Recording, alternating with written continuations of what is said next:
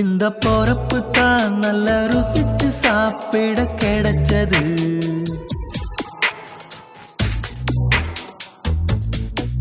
அத நினைச்சு தான் மன உலகம் முழுவதும் பறக்குது. அட சுட சுட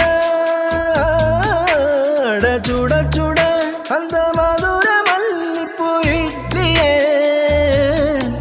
மீன் குழம்புல கொஞ்சம் புரட்டி சாப்பிட எச்சிறு ஊறுது உள்ளுக்குள்ள. இந்த பொறப்பு தான் இந்த பொறப்பு தான் நல்ல ருசிச்சு சாப்பிட கிடைச்சது.